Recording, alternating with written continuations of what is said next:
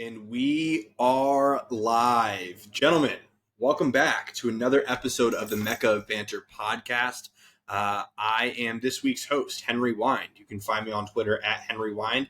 And let me tell you, folks, it is a great week to be a Manchester United fan. We're back. We're so back. The preseason is underway. It feels so nice to be watching some Premier League teams back at it as of this week. We are joined by three of the best in the game, just three of the absolute best in the whole game, starting off with none other than Nick Hayflinger. How are you doing today, my guy? You know, we're doing good. Happy to be here. Couldn't agree more with you, Henry. This is a great group of lads here, and I'm excited to talk footy with you. Preseason has, in fact, started, and Chelsea has started ruining my days again. But like I said in the group message, it is only preseason. There's a lot of good things to talk about, but definitely a lot of bad things to talk about. But that's why we're here. I didn't want to chime in too much with that, but Chelsea's back to mid-season form already. Yeah, and a lot of key players not in the lineup. But we'll get there. We'll hopefully figure it out. There's definitely been some questionable decisions that I haven't agreed with, but hey, I'm on the roller coaster here again. Obviously, St. Louis City finally getting some 3 points, which is good every once in a while. But yeah, talk about it. I mean, when you have 45 guys on the squad, there's a lot of key players that are there too. So yeah. I don't know. Well, a lot of people that were telling to go home though and wait for them to get sold. And it's like the meme of the leak and the guy slapping the tape on it, and it's like any problems at Chelsea, just like Nick with injuries, guys unavailable. New winger. We don't have our full lineup. But we'll get there. We'll talk about that all in due time. Connor Sindobri, my guy, how are you? What's going on, fellas? It's good to be back. Wasn't here last week, but I've been good. It's nice to hop on to be able to talk a little St. Louis City W finally. I'll tell you what, fellas. The summer for us is kind of for most people, it's it's summer, it's fun. For us, it's kind of like the rest, relax, get the juices back flowing until we get going again. We're 18 days from the Prem, 25 days from college football, 38 days from the NFL. We're picking back up, fellas. We're almost there. The Prem's in the air. So I'm starting to buzz. We're going to have a little Prem talk today, talk a little jerseys and stuff like that later on. So I'm pumped to get back in the Prem this week, but also pumped City won. So happy to be here, fellas. You're just fiending. You're foaming at the mouth. It just I am. I can't wait. Dude, it's so funny. Man's got countdowns. But last but certainly not least, if you're wondering, if you're watching this on YouTube and you're seeing the man in the bottom right-hand corner sitting a little taller, feeling a little bigger, this man's a homeowner, ladies and gentlemen. This man's a homeowner. Andy Hoover, welcome to the pod, brother. Homeowner, and raise your hand if your team won a preseason trophy. Hey, Spurs lads, preseason champions of the Japanese Challenge Cup or something like that. So hanging in the rafters. You'll never sing that. Yeah. Young Yid here on Twitter. Happy to be back always. Vibes are pretty good. There's nothing really to frankly, if we could have won or lost the City game, and my day wouldn't have changed. So. Excited to be chatting it, even though we are banning the Leagues Cup from attendance. I watched the game. I'm not gonna lie and say it wasn't. So, but yeah, no, always happy to hop on the pod and chat with you guys. Let's do it. Well, hell yeah, fellas! Welcome to the pod. Happy to have the fellas here. Did you all know that it's my pleasure to announce that Smooth Sack Summer is officially upon us? We're in the heat of it, fellas. We are in the loins of Smooth Sack Summer. We're out here. So when you're playing in the summer sun, make sure you're groomed from pubes to bum. Thanks to our friends over at Manscaped, you can make this season your smoothest yet. The Performance Package 5.0 Ultra is the ultimate bundle to keep your boys downstairs cool while looking hot. Join the 10 million men worldwide who trust Manscaped with our exclusive offer. Get 20% off and free shipping when you go to manscaped.com and use promo code MECCA20. That's MECCA20. Summertime and trimming is easy, ladies and gentlemen. And on a heat advisory day, like today in St. Louis, Missouri, you need all those products. You need all those boxers. To keep things cool. I forget I have those boxers sometimes, and they're so nice. So nice. It's nice and cool for a lad that is a sweaty guy.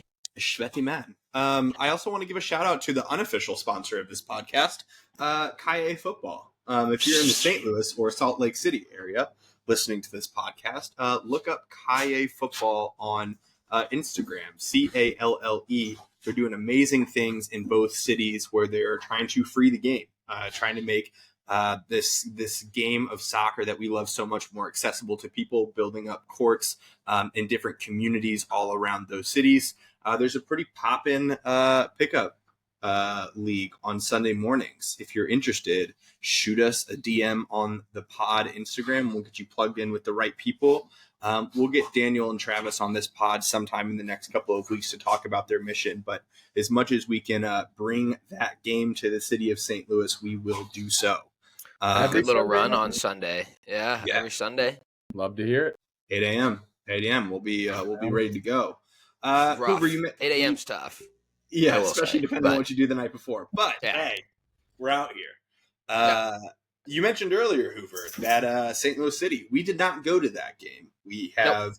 It's not just we. I think it's interesting. It's not just us. It's not just St. Louis. Even it's actually supporter sections all across the MLS refusing to go to these Leagues Cup games to show their protest against the MLS and taking the MLS first teams out of the Open Cup, which has been around for about 100 years in the United States. So we did our part of that protest in not joining the game. However, we did get to watch, and I think a big part of watching that were to see some new signings in the lineup. Two specifically, we had Cedric Teuchert, which played in our last MLS game, but we got to see Marcel Hartel, and we got to see Simon Becher. Are we going with a Becher and not a Becker? I think Becher is what we're doing, a CH sound there. Those two guys both got to start in the 11, and we had a 2-1 win over FC Dallas, which quite frankly, we fucking needed. We needed a W so badly, and man, I just wish that, the MLS wasn't a bunch of fucks and we could have been there to support this W, but unfortunately we could not. However, I am curious on y'all's thoughts on the game itself. I definitely have some highs that I took away from that game. Maybe some lows, but a lot of highs. What did y'all think? It was fun to see everyone smile. Like that was my biggest takeaway from the entire thing. Seriously, like seeing Berkey smile after a game, like Tim Parker, all these guys, they had fun. That's like so big in terms of a morale thing and getting everything kind of maybe back on track to make a push at the end. The best you can do is win out and hope, some results go your way in terms of playoffs. And it was good to have positive vibes. Michael, Chat City Tactics did another really solid thread, and that was a lot of his thing too. It's just like, man, everyone just looked like they had fun for once. That was my biggest takeaway. I think in terms of the players and the guys we got to see, I thought Simon Becher did really well with the moments that he had. I think he only went 60, 65 minutes, but again, another guy that hasn't seen action in a couple of weeks. He was extremely serviceable up top in hold up play, in making runs. He drew the contact to get the penalty call. He set up Thorson for the cross to Seti. So, I think in a debut, that's all you can ask for out of a backup 9. That's really what he is. Like we're not sitting here like, thinking he's going to compete with a healthy João Klaus for that role. But dude, like just to have a couple strikers that can put in a shift, that's a big turn of events and not something that we've really, seen all year. And he's a striker, right? Like he's not a Thorson. Don't really know what he plays. Fill in. He's not a false 9. He's not he's an out and out 9. So, that was my biggest takeaway. It was great to see Seti score a goal. That was great, and Hartel too. Hartel, I think there's definitely going to be some chemistry and things that obviously weren't there after he's been here for like a week and a half. Fitness too is going to be huge for these guys. I think we just need to continue to hammer them into these games and get them as many minutes as they can in their legs. But yeah, I mean, generally pretty positive response on the new guys, and it was great to see him score, and how like the team surrounding both of them when they scored, the subs coming off the bench to crowd Hartel. I was like that we just haven't seen that enough this year. It just felt good. So I can only imagine that those guys, kind of reciprocate that feeling in the locker room. Couldn't agree more. Piggybacking off Becher, I think he's something not something like special. I just think he's a great signing for us. And like you were saying before, I think he won't start over João Klaus, but I definitely think he's a good finisher and a good guy off the bench. Me and Dobes watched him a lot when he was at SLU. He played pretty well there. I'm pretty sure he was an All-American early on at SLU. He also, I just brought that up because he was teammates with John Klein, and I think when those two are on the pitch together, the chemistry will be good. But besides that, I completely agree with you. It was nice seeing some positive energy around the play. Like the effort looked a little bit more. I love Reed as well. I think he's such an athlete and a baller as well. He pretty sure he had 95 pass accuracy or something like that. Playing left back, that's one of those stats that I always look at. If you're keeping care of the ball for us in possession, I think that's huge moving forward. But yeah, happy to see a lot of the newcomers get on the score sheet as well, both of them. But super excited about Reed and Becher for the future. I was surprised with Becher. I was so surprised with him. I mean, that's always been the type of player that he is he's kind of one of those guys that he can play in a team, at least this is SLU, like that he can play in a team that can possess the ball. But he was also one of those guys that would just work to make something happen. And you could tell that he just had that where he even when he didn't have the ball, he was still active and kind of all over the place, to be honest. Yeah. I mean, we said that there may not be a world that he's challenging Klaus for a starting position. I say everything's on the table, bro. All I'm saying is for sure. Is I saw him playing, this last game more mobile than Klaus was. He was far less concerned with him being the guy than just making sure. Look at this guest feature up on this podcast right now. The dog is just chilling. Young Ferg, bro. He was far less concerned with him being the guy as much as it was setting up someone else or making the play happen. Like you said, Hoover, he drew the pen, and then he had the hockey assist on the other goal. And then he was working hard off the ball. I honestly, I was the most excited to watch Hartel in that game. That's one of the main reasons why I tuned in. But I kept looking at Becher, just so surprised with how he played. He almost looked like, I don't want to overhype it now, but he almost looked like a little bit of a combo between Giacchini and Klaus. He had a little bit of the power running that Klaus has, but he had a little bit more of the mobility that Giacchini had. He had a lot of really silky link-up play. I don't know. I think that there's a world that Klaus is obviously going to get that shot whenever he returns to be healthy. But if he's not performing for 1-2 games, I think that Simon has a really good opportunity to replace him in the 11. I was super surprised with him.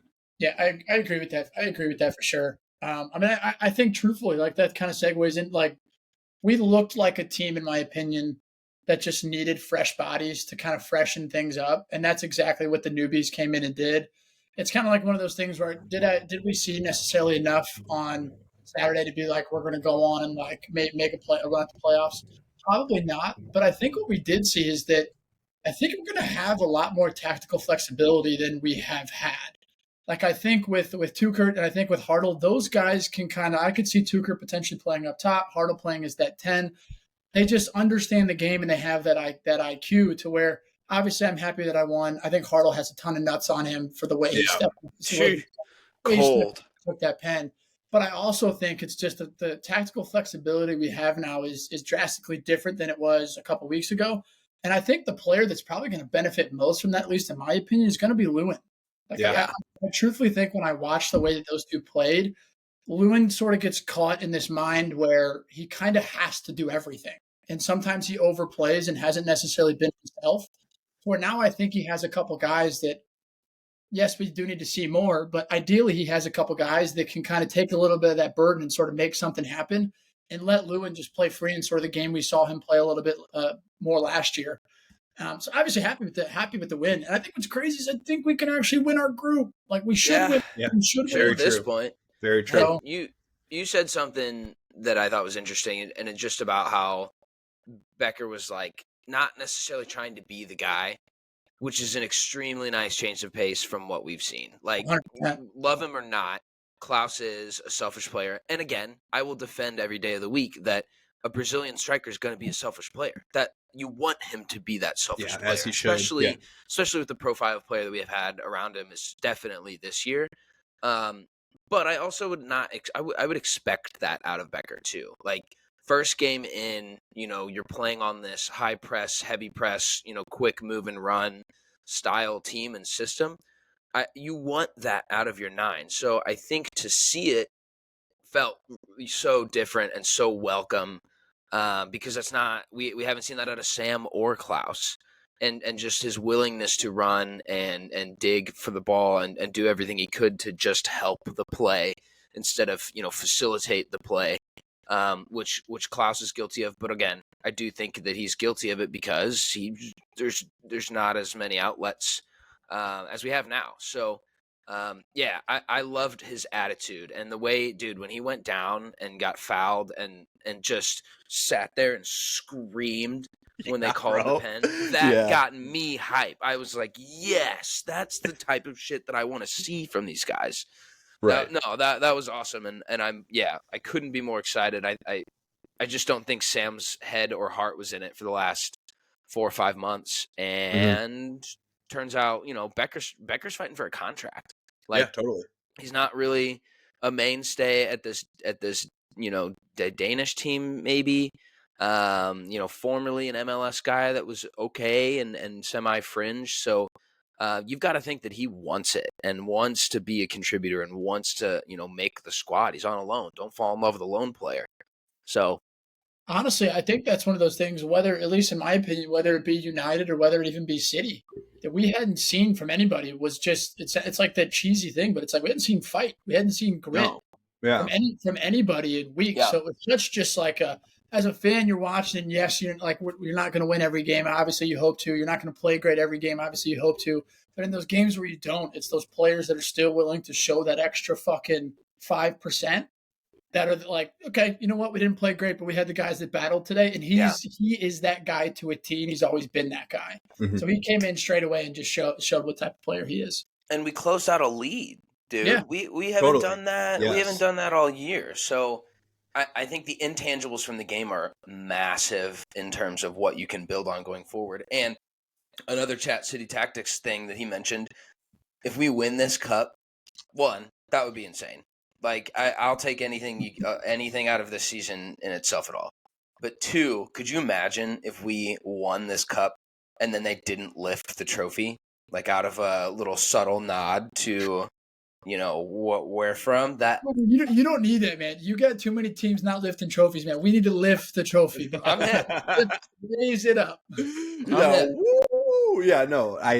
I think one of the other things that was really interesting for me, like during the game, was now that we have some actual attacking talent and we have some weight up top, there's starting to be a little bit more distance between the back 4 and the front 4. I don't know if you noticed, but the front 4 weren't exactly like tracking back all the way, which was very different than what we've seen for the last year and a half with St. Louis, where it's been like all 11 forward, all 11 back.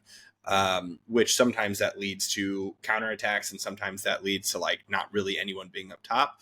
This was different. Whenever we got the ball, we played the ball to the front 4 and said, go do something with it. You all got it. We'll hang out. Like, I feel like it was the least amount that Durkin's run and in the entire season, and not necessarily in a bad way. I just felt like, he also didn't feel like he had to do everything. So yeah, I'm excited about that. Now, interestingly, after the game, Lutz tweets something to the extent of, great to see the win from the team, and that all of the new signings played a massive role in the win, and we're not done yet. There's some things going on. It was revealed today from Manuel Veth that we are currently looking at Jannes, Giannis. I don't know. Giannis? Horn. Giannis. Giannis. Maybe it's Giannis. Shout out Greek Freak. Jans Horn, as the Americans say, who is currently he's a center back, left back, has a ton of Bundesliga and Bundesliga 2 experience. And it looks like we're identifying him as an out-and-out left back. Obviously, he can give depth into the center back position. Maybe this is a nod to a 3-5-2 that we might be playing. But I think any depth at this point, like we've been saying, is good depth. And it looks like this is also going to be a loan move, which you just gave your thoughts on as well. But I love the loan move. I love the loan move for Simon. I love the loan move from Horn. And I think that this is a really, really great move by the front office. Yeah, I mean, that's the one thing that we could point at all year and be like, well, defense has sucked. So, yes, we've not been good at scoring goals. We've had issues just in the entire general, offensive third. But we're talking about last year of this deal, Tim Parker. There's rumors of Josh going to San Diego. Like, we would need to start that revamp now. So I agree. I think, loan or not, I would assume it's only a loan just because of the way that the Contracts. the contract structure is set up right now specifically. So I would like to think that there's probably an obligation with both of them. But yeah, no, it's a glaring hole that needed to be addressed. And God, it's so nice to hear a GM of a team or, a technical director be like, yeah, we're going to buy some more players. Like, how often am I just begging for an Ornstein or Fabrizio tweet that's like, Tottenham have identified 7 center backs across the globe that they could potentially maybe be looking at. And we're like, Lutz is just telling us straight up, bro. We're copping dudes. We're getting new cats in. Like, how nice is that? That's so great. It makes me think of imagining one of the board members from United just tweeting we will sign someone this summer and be like, so you're like, oh my God. So more to come with that, obviously, over the next couple of days / weeks. Last thing that I'll say about this before we move on is how fucking empty was that stadium? Yeah. We've genuinely have never seen City Park that empty. Genuinely, it's never happened. And I also don't watch too many home games from home because normally I'm at the games. But I mean, it was so silent on TV. You couldn't hear any chanting until the final 3 minutes of the game when there was an STL chant that started. There was no drums. There was no flags. There was no anything. Again, a nod to the boycott that's been happening all across the supporter section. But hilarious listening to the MLS announcers saying, well, normally St. Louis brings a lot of noise, but the rain obviously had a big effect on tonight's game and the turnout.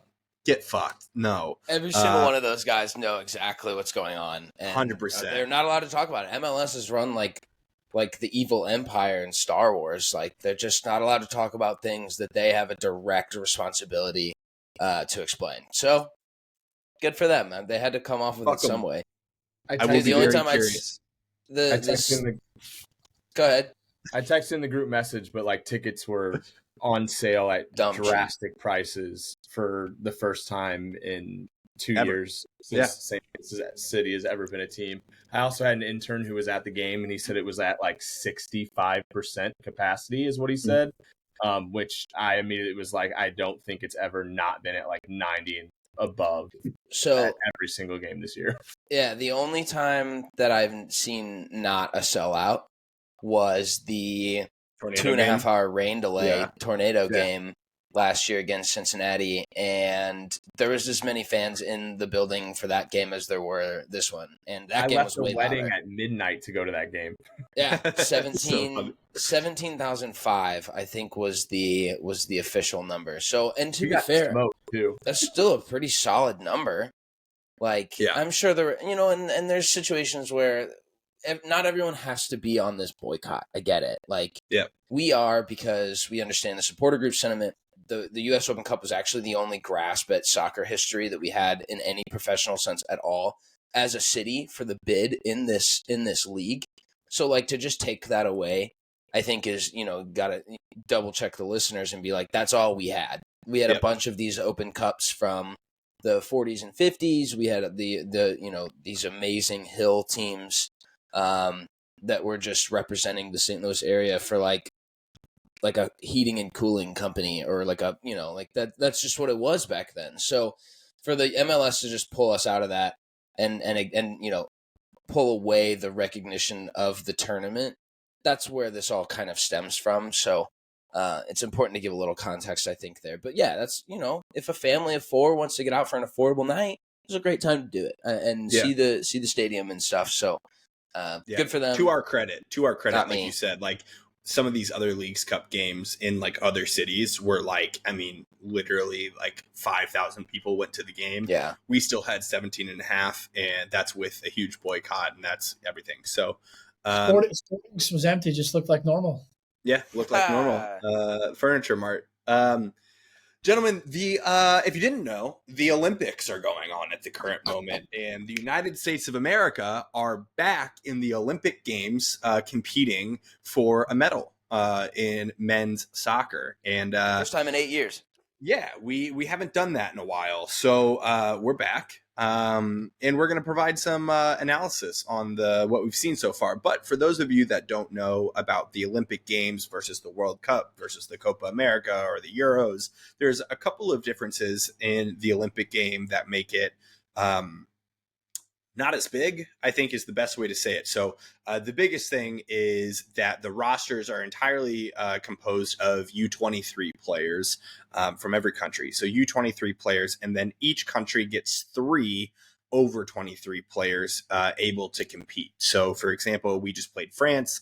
France had all U23 players, and like Lacazette, who was formerly at Arsenal, you know, he's in his 30s and he's on that squad. So the United States is no different. A bunch of U23 guys and a couple over 23 players. That's the most notable difference. And so if you tune into the Olympic Games, you probably won't see any of the big names that you might see in the World Cup or you might see in the Euros, barring maybe 1 or 2 for each team. But that's the biggest difference that you'll see.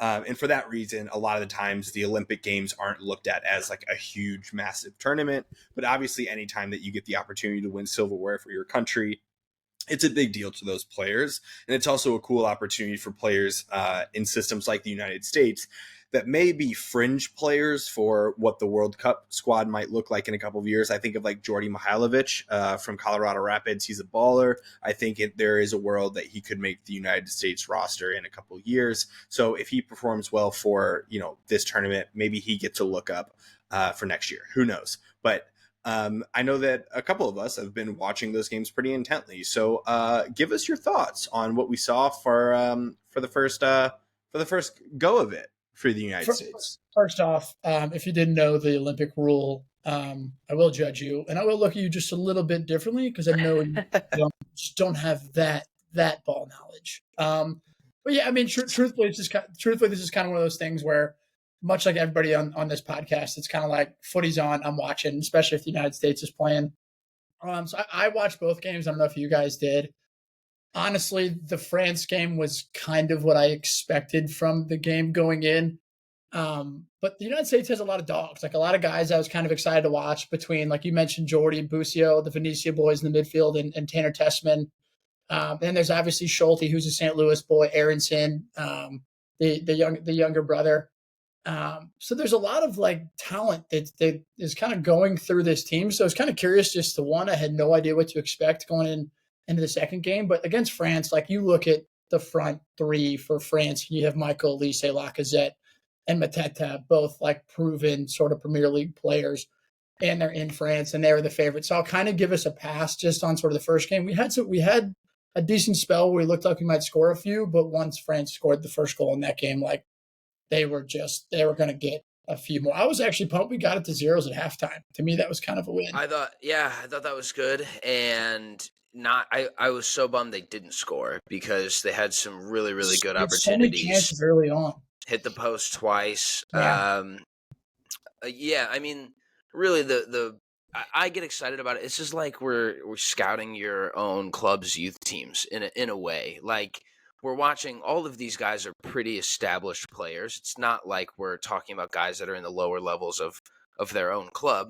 You know, Tessman was one of the players of the year in Serie B this year. He and Busio started almost every game together.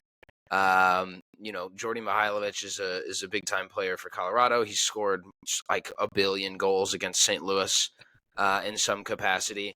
So yeah, these guys are professionals. So I think it's like that, but it's also the future kind of scouting that we get to do. And no question, my takeaway, which really wasn't all that surprising, and was the guy that I wanted to watch going into this. Tanner Tessman is a dog. Yep, Tanner Tessman is a baller. He's the deep lying playmaker, blow you up on the counter 6 with just more skill than you would have expected out of a guy with that size and stature and composure. Like, he can spray a ball, absolutely ping a ball anywhere. He controls the game so well. He's the captain.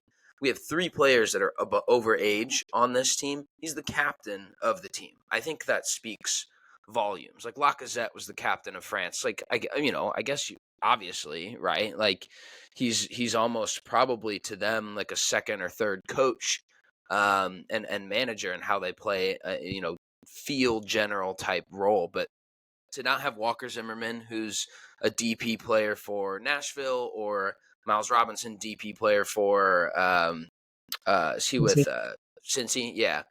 So and Mihailovic too. Like, Tessman's been awesome. He's been so much fun to watch. I was suspect of Mihailovic, even in getting this call up, frankly. Like, I thought we could have gone with a couple of other players that are in kind of that same fringe world. But 2 center backs that have got, national team caps. I think that's smart. But he's been great. Kevin Paredes has been pretty solid. Left wing, plays for Wolfsburg. It's been fun it was fun to see the second game, and they absolutely just pummel. No, we balled. Like, we looked great for a large spell of that game, and getting an early goal obviously helped, but then not letting up. Like, we easily could have folded after getting pummeled by France, and the response was great. The United States men's national team hasn't qualified for the Olympics in the last 2 cycles. So I think that's worth noting that, one, we haven't even played this tournament in years. So, like, getting a win in any capacity is a big deal. You're expected to get out of your group at some point with 3 points. Like, your next game is against, I don't even really know who it is. However you say it. Guinea. So sure, yeah. So, like, France was going to be the hardest game. First game, home country, packed Marseille Stadium for them. That you can't really expect too much out of that. But seeing them bounce back was awesome, and play some really good football. It's not Greg's style. Like, we don't have to watch the same style and system that's been forced upon us for years now. Like, it's a different manager, it's a different style. You can change tactically to who you have personnel wise. And I think they have. So it's been super fun to watch them. And, Tessman's linked with Inter right now. Like, there's a world where I think I saw that Inter may buy him for not this upcoming season, but the following season. And he plays the year on loan with Venezia this year. And those are the types of things that we're looking for out of this. Like, Busio is a mainstay on that Venezia team. He's a mainstay on this U23 team. And then the younger guys like Paredes, who's hoping for more clock in the Bundesliga. Those are the exciting prospects. I think Taylor Booth has been coming off the bench. He plays for FC Utrecht in the Netherlands, I believe. So, super promising. I would love to see them get out of the group and do something. Make a run at it. Cool. I will say one of the things to keep an eye on, and this is just what I've been seeing, but Marco Mitrovic, the head coach of the 23s, is getting some shouts to become the first team head coach. And I don't think that should happen, but I do think in U.S. soccer circles, at least that's what I've been seeing over Twitters, is that he's one of the names that may necessarily be in the ring. I saw that he's been with the national team since 2019. And before that, he was the assistant at the Chicago Fire in the Reading or something like that. But that's another thing just to I have been hearing people kind of seeing, depending on how we do in this tournament, but maybe so. Have some fucking ambition for once. God bless, bro. I will say another thing I saw funny about the Olympics is literally if you Google right now, anybody on this Googles U.S. Soccer Olympics, the first article that comes up is going to be a USA Today article that says, "Why isn't Christian Pulisic playing in the Olympics?" Hilarious. Yeah. Because Buddy's golfing. Man. That's why. He's golfing. Yeah. He's busy.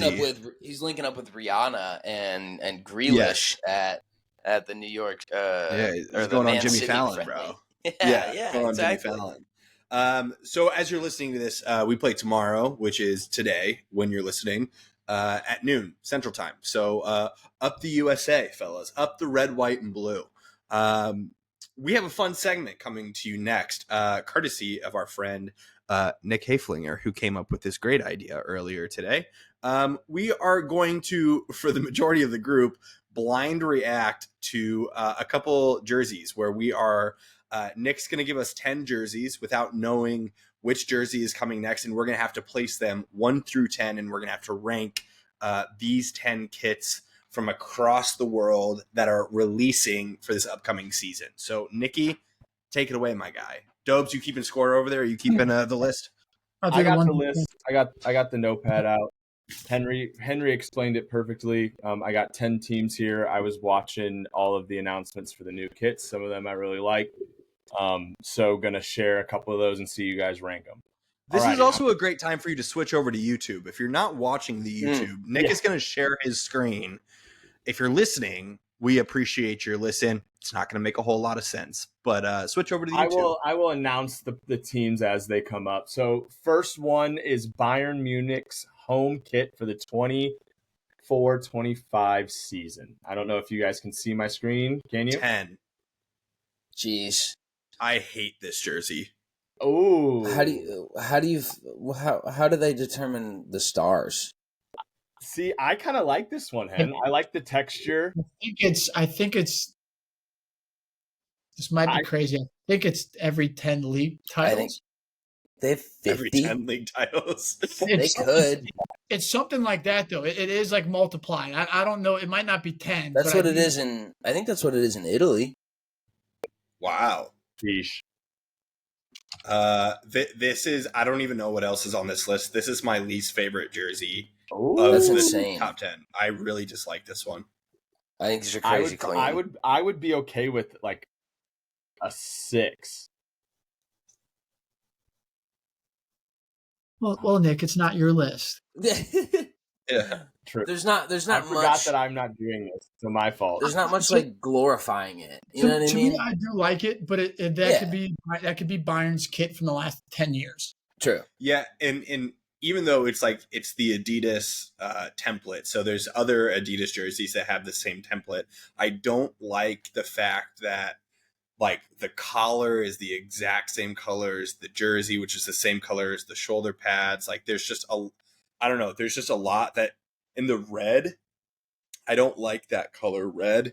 Brother, it feels, you're a United fan. What? I know, but like that's a different red. This feels like it's like almost like a highlighter red, if that makes sense. It's like it's just not my favorite jersey I've seen. I literally looked at this kit the other day and was like, ugh, brother, ugh. So this is 10 for me. All right, I got it. The stars, 1 star is 3 titles, 2 stars is 5 titles, 3 stars is 10 titles, 4 stars is 20 titles, 5 stars is 30 titles. They have 33 titles. Jesus. And Harry Kane couldn't win with them. Harry Kane's kit has 0 stars on it. They remove all of his. What are we deciding? Let's drop this one low. This one's so in terms of the grand scheme of things. Like 9 or 10. Let's do 9. I think it's just 9. Okay. It's too bland compared to what I think we're gonna see. Well, yeah, we'll leave space for a really bad one. Bayern Munich at 9. All right, I'm going to stop sharing because I have to scroll down and I don't want you guys to see any of the other ones. This is the second choice, and here we go. I know where this one's going to go. Any day now, Nick. Share it. Is the AC Milan away kit. Man, these are disgusting. Bro, the long sleeve is even cleaner. I'm such a slut for the collar, bro. Honestly, collar I'm kit, man. 4 or 5. Dude, that's slow. I was gonna say 3. I'm good with 3. They're so fresh. The only thing that would make it better for me is if it wasn't Puma. If it was Adidas or Nike, it would be higher. Puma jerseys just fit weird as fuck. So I don't care about but to me, I'm not wearing it. The Emirates fly better even like plays into it. The Emirates is just such a good like jersey sponsor. Oh yeah, 100%. I'm a sucker for a collar. Yeah, they're so crisp. I'm good with 3. 3. I did have a top 3. I think this is awesome. I think this kid is so good. Did you announce it? The AC Milan good with 3 AC Milan. Yeah, those are so mean, bro. Alrighty. I can only think of like a couple. I can think of a couple off the top of my head that I would have above that, but I like those a lot. I could see myself in a CP Milan away. I said that to Nick before we started because I was looking at him. They're so nice. Yunus Musa, number 80 or whatever he wears. 88, yeah. Yeah. It's like the back in the Ronaldinho days. He was wearing like awesome. 91 or whatever. Yeah, yes, sir. And the third kid is Manchester United away. It's the blue collar. Is Manchester blue? It's hard to say. Very clearly is blue. Yeah, it's actually super blue. Yeah, United had its first blue kit in 1908. So this is why I think this is better than the blonde kit, in my opinion. But this is why I wanted to put 4. I do. I don't think in terms of visual appealing, I don't think it's nicer than the Milan kit, but I do think that the history of the blue United kits are nice, and like that aura that comes with it. The details on this one are really good too. Like the actual details of the fabric are sick. The only reason why I say 4, the only reason why I say that is I like a white jersey better than I like a blue jersey. I'm good with 4. I like 4. This is one of my favorites over the last like 4 or 5 years. I think. This is going to be an instant purchase for sure. Yeah, this is a must buy. United at 4. Okay. Yeah. This is a must buy for me. This is great. This is a good segment, Nick. I like this. That's a Kobe Manu. That's a Kobe Manu on the back of that one. I'm curious if he's going to what number he's going to be though. I hope he goes to Madrid. I hope he stays 37. All right, number. He was balling in Venice though. Number 4 for us boys is Arsenal away. Horrible. Dude, this is no banter. This is the 10. Carlson. You can put any logo. What? This is live reaction from Hoove here. These are terrible. This is so national. What do they have to do with green? Why is it a Rasta kit? And what are those white, stupid little stripes on the sleeve? I hate this. This is a clean Mexican home kit. Yeah, bro, that'd be great. It looks like I still would hate the white stripes. If an Arsenal fan can get in the chat and tell us why this is... That's 10. Arsenal are firing crazy off back-to-back terrible away kits. Official? Arsenal at 10? Yeah, that's no question. Get that out of here. Bayern's kit is so much better than that. I actually think that Arsenal have 2 of the worst kits in the Prem. I hate their red kit too. Dude, that stupid little squiggly one last year. Dude. So dumb. Horrible. This one that I'm about to show you guys is I know I'm not in this, but I really, really like this one, is all I'm gonna say. This one is Dortmund's home kit for this year. Oh. It is very nice looking. Dude, so the thing about Dortmund, and it's like Bayern too, they have such a hard time like coming up with new ideas because they're just so ingrained with what they've had for forever. I think this is a pretty good job of that with the black sleeves. Dude, and they were playing in I want to say Korea or Japan for preseason as well. Oh, yeah. Did you see the lettering on the back? Yeah, the numbers on the back. They were like I don't even know how to describe them, but they're like, it's like the anime style. The stereotypical anime, like, font. Those were insane. Insane. I'm good with like a 7 or an 8 here. Yeah. Like, I think they're good. I don't think they're bad. I think they're better than Bayern's. Let's go 7 and leave ourselves some wiggle room for something worse than this. In case we see the Arsenal home kit on there. I'll put that down there. I would All do right, where are we 6. putting them? I do like the different color sleeves. I always think that's a clean look. Yeah. I know, and not like the full pin. It's not a full pinstripe, which I think I like. We'll do 7. It's up to you Or guys. 6. That's all right. Let's do 7. 7 it is, Dortmund at lads. 7. Was Bayern 8? Bayern is 9. Oh, So okay. here, I'll give you guys a little update because we're halfway through. Five jerseys you've seen. We have AC Milan at 3, United at 4, Dortmund at 7, Bayern at 9, Arsenal's away at 10. Got some wiggle room here. Yeah. Yeah. We do. Alrighty, next one is. This one was just recently released, and honestly, the reason why I wanted to do this is Chelsea's away kit. The I love this Nike clean white with the nice collar. Oof, I like. I love it. I love this kit. Yeah. This I've reminds me said- of the what was it, a couple years ago, Chelsea's away kit. It was like the same exact colors. Yeah, when CP was there, it was like almost the Dude. exact same colors. That would be such a money USA kit. this is what I've been saying. Nothing makes me more mad than the fact that Nike is a American company and they give us the shittiest fucking jerseys of all. Dude. You Great. slap a USA logo on that. It's perfect. Mm-hmm. I do love the detail though. I didn't even see that. Like on Mudryk, you can see the red The stripes on the tattoos. shoulder. I think that's clean. Also, the This for Mudryk's- me is 1 or 2. I don't know Mudryk's, if it's my Mudryk's 1 or dumb if it's mug on this makes me not like it that much. Yeah, it's true. first meme Um, I saw of this was he just got out of prison picture. I started. That's dying. funny. That's It funny. looks like he should be on prison break. Yeah. Truth. I like 2. Yeah, these are I'm good ridiculous. with 2. Lock it in. Wow.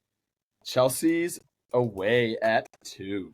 Things we love to. This is, Such- I mean, this is such- truly objective if we're giving Chelsea some accolades. So, or subjective? I never know. I mix those up. You know, whatever. One of the man. words. Sorry. This next one, Henry is wearing it as well, but is Barca's home kit with Spotify as their sponsor. If to me, if you literally get rid of the Spotify sponsor, this kit is sick. Like just the half and half logo in the middle, but the Spotify spot, I don't know, it just ruins it for I me. actually don't mind the Spotify sponsor. I Really? think it's kind of cool that it's like the Spotify, but it doesn't say Spotify. It's just the logo. I think it looks cool to me. I like I'm it. so anti center chest badge. I'm so Are you anti really? center chest badge. Yes. Whoa. I don't like it. I don't like it at all. I think And- this kid and is you was- mid at best. Just said something like political. You were like, "What, dude?" Yeah. No, dude, I like the center badge. I think it's cool. So do I. I love it. I think it's cool. I think in this case it looks better because the kit is literally cut in half with color. So I mean, Yeah. it makes sense here, but like, I hate that trend, and I think these are mid. Okay, 5? better or worse than Dortmund? I Better think they're for worse me. than Dortmund's. I think they're worse than Dortmund's too. Okay. So we're going down the pecking order. What do we have I left? think these are We got 1, 5, 6, 1, 8. 5, 6, 8. I think Yeah. these are worse than Bayern's. Okay, we're going 8 then. Barca at 8. I don't know. I Who's think I'm not a swaying this decision here, but like, I who's love this. center crest guy? No All right. detail. About you, Hoover.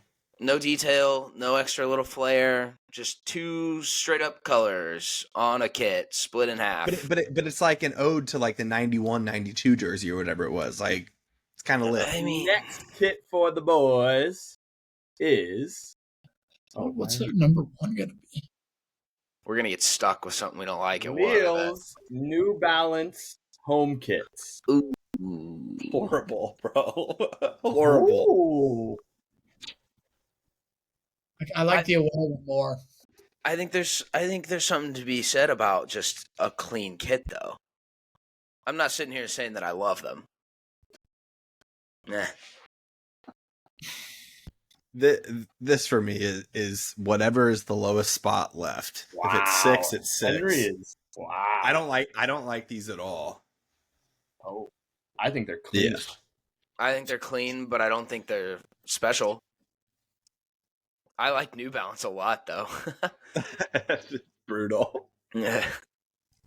Yeah, what do we have left? 6? 6. They're not 6? special. We have 6, 5, and 1, I think. Correct. Jeez. Gotta go 6. Yeah, 6. I just hope. Yeah, I don't know what are the last 2 kits you're gonna. The sponsor, it depends on the sponsor kills it. It's all I see on the jersey. United just had what are you guys talking about with Snapdragon? Yeah. Yeah, but the kit itself makes up for the logo. Like that's just a red shirt. Yeah, so that's what bothers me with the jersey. That's a red T-shirt. You can go find at Kmart with a New Balance logo. Yeah, I want a kit actually look like a kit. Design in it. All right, next one. When's the last time you guys have heard of it? Ooh, These are nice. me likey this one. I can't do it though. Can we replace them? Unreal.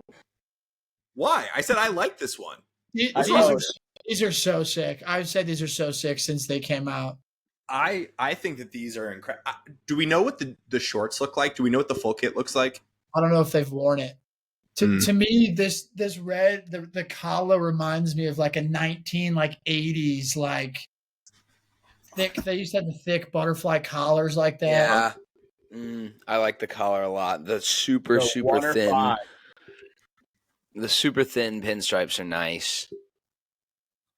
I would feel comfortable with this being my number 1. Let's think real quick. What is he going to give us for the next one? We've done Chelsea. It's going to be Spurs. It's going to be Spurs. My guess is it's going to be Real Madrid's home kit, which I also don't like. The Madrid kit sucks. Yeah, I think we go 1. I'm good with 1. If it's the Spurs, I'm comfortable with putting this in. Yeah, me too. Oh, hold up. The shorts are not pinstriped, which is so whack. I don't know if you can see this. That's lame. That doesn't That's really whack. change it for me. I know, It's just but a kid, it's just though. I'm wearing it to the pub, so. big Liverpool guy. No, that's just how I view kids. I'm just wearing them to the pub. I'm comfortable with Uno. I'm not lining up. I'm about to get a shift at left back. I also think the branding of this is beautiful. Like I think they came out with all the retro fits and all that just looks money. Looks really good. I agree. I'm good with 1. All right, to be fair, I like Chelsea's better than this, but alrighty, and that leaves last but certainly not least. You guys did in fact say it. It is our number 5, and it is the Tottenham Hotspurs away kit. I think these are super clean. I do like it too. these are nice. My favorite color is like that sort of like Carolina blue. So This one reminds me of the HP 2013 sponsored Christian one Eriksen with Bale. jersey. Christian Eriksen and Bale was balling. Mhm. I really like them. They're both kits from Spurs. I think this year are just better than what they've had. But no, I'm a fan. Crest. You're right. Center Center logo. crest. Oh, What do you think of the third kit with the Nike sign that's turned vertically? Have you seen that shit? I don't know if I have. So instead of the Nike sign just being normal, it's rotated that basically on the right hand side. It's really weird. That's the third kit template for all of the Nike teams this year. Oh, that's interesting. Super interesting. That's a sick jersey. That third kit, that's a sick jersey. That's the Nikki, 2019 one. What's the list, Nikki? I was going to say the final list, we have Liverpool's jersey at 1, Chelsea at 2, AC Milan at 3, United 4, Spurs 5, Lille 6, Dortmund 7, Barca 8, Bayern 9, Arsenal 10. And to be fair, before we move on from it, I did want to give some honorable mentions. I think Man City's third kit is pretty cool. I also thought Juve's kit was sick as well. I thought this one was pretty clean. I don't know if I've. Oh, Oh, it's easy. Yeah. It is It's an easy kit. They have a standard over there at Juventus. They sure do. Yeah. I'm pretty sure there's some like texture in the like color as well. I think they're pretty clean though. I just do want to air a personal grievance that I have with Adidas right now of whatever Clearly. like the home kits are. They started in the World Cup, but on the shorts there's this like cutout of an accent color. Like we were watching it with Arsenal the other day. Dude, I hate that too. In the short, yeah, I hate that Dude, shit. Yeah. Like for Argentina, it looked horrible. For Spain, it flow- looked doesn't flow horrible. with the jerseys. It doesn't make sense with the jerseys. In my Makes opinion. no sense. So I with a noticed lot that shit too. with a lot of the teams in the Prem, including my own, being Adidas teams, we're going to see that all season, and it just bothers the fuck out of me. So that's my personal grievance, but I like our list a lot. I think it's fire. It'd be fun to do a segment of like everyone bring their 3 least favorite jerseys of the Prem this year. It'd be so fun. It'd be great. Yeah. But lads, that wraps up this week's episode of the Mecca of Banter podcast. Stay tuned for next week as we end season 3 and we move into season 4 the following week after that. As always, check us out on the social medias, the Twitter, the Instagram, the TikTok. We appreciate the love always, and we'll catch you next time. Cheers, fellas. Cheers, lads. Lads.